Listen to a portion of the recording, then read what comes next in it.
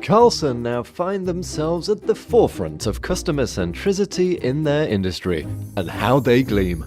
They have become a big, beautiful owl. Bear with us, they have crystalline, precise eyesight and can see exactly who their customers are.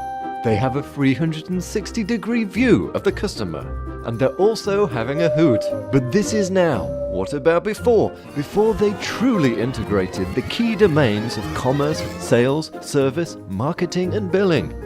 Just look at all those beautiful automotive, aerospace and high-tech products on which they have built a solid reputation.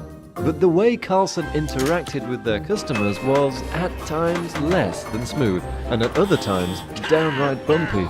They were yet to find a way to offer a truly seamless approach to customers. Customers getting used to more choice, personalization, guidance, and fluent interaction.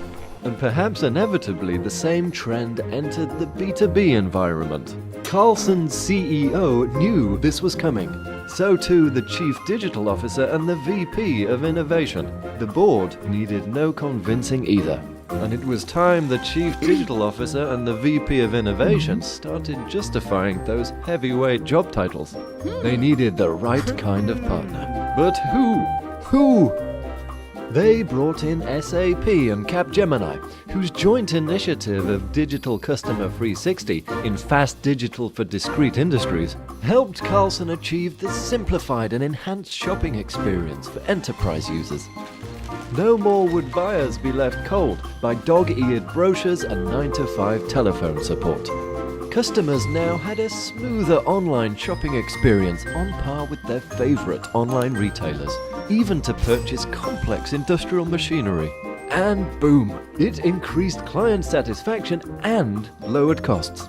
The vision they'd had for some time, seamless commerce for manufacturing enterprise, a B2B experience in a B2B world, was realized. And thanks to ready-built integration scenarios, they got there faster.